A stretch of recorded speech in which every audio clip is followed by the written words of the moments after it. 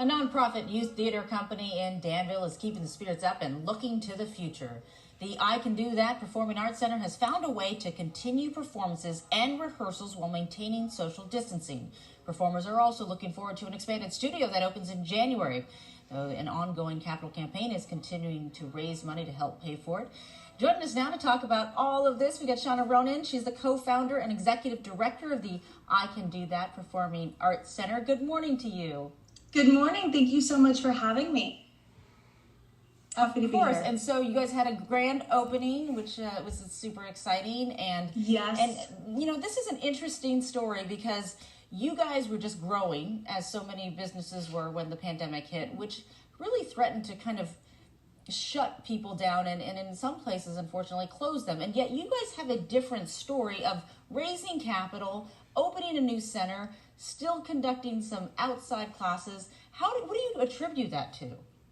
You know, for 4 years, we founded our company 4 years ago, and I think we've been able to create this incredible, close-knit, loving, empowered community. And I think that as we went into shelter in place, our families were feeling even more like the purpose of our company to bring togetherness, to have community, to empower our kids is needed now more than ever, right? We already wanted this. Like before we even went into quarantine, we had this dream of what we were creating and going after it. We all believed in it. We felt our community support. But we're seeing in these rough times, we need to be together and we need the arts.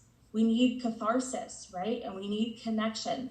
And we need to know that we're not the only ones feeling the way that we're feeling during this difficult time. It's okay to be upset. It's okay to be depressed. But it's also good to figure out, how do we pivot? And where do we go from here? And they're helping us do that together.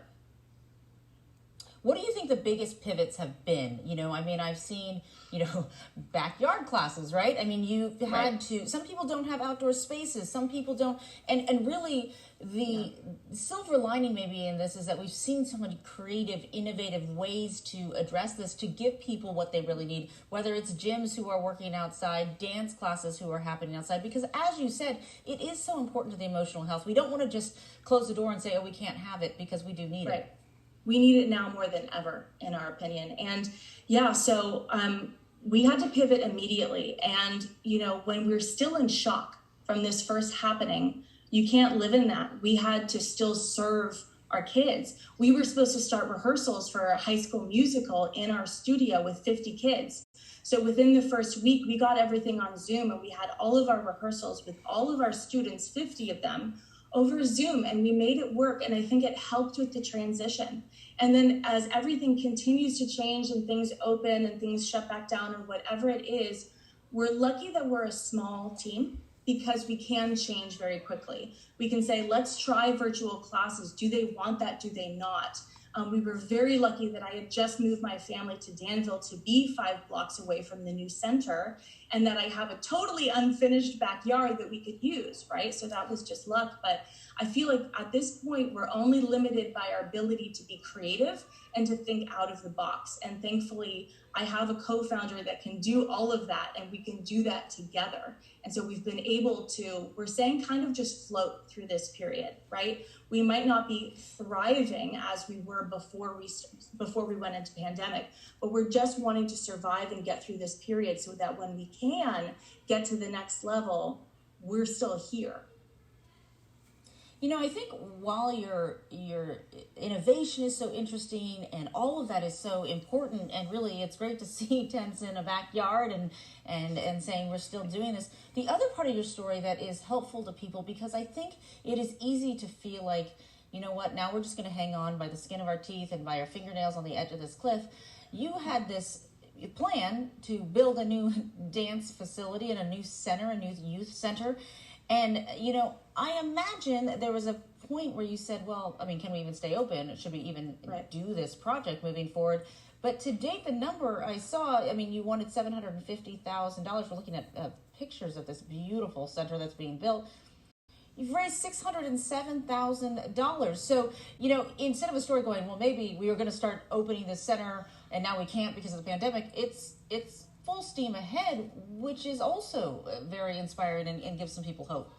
You know, we teach our kids about pivoting and about taking feedback and about being bold and going and living out loud, right? Taking risks.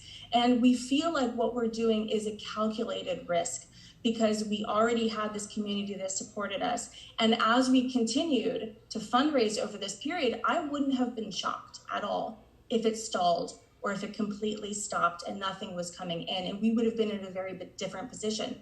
But we got feedback from our community, whether it's the families who have been the largest donors, or from clubs and businesses and foundations who have given tens and tens of thousands of dollars to us, that they want this and that they believe in this. So we keep getting validation that because we're going for it, because we're bold, because we're living out loud, they want this and they need this, and that is a good way to be. We're not getting any feedback that it's not going to happen, so I'm not going to start operating as if that's even a choice.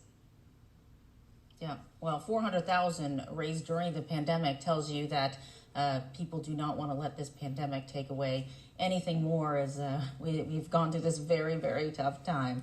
Well, the story is amazing. We wish you the best of luck in this youth center that is going to open up in just a few months. And certainly we love the positive news and this female-founded nonprofit that is growing and looking ahead. We wish you the very best of luck. Thanks so much for joining us. Thank you so much.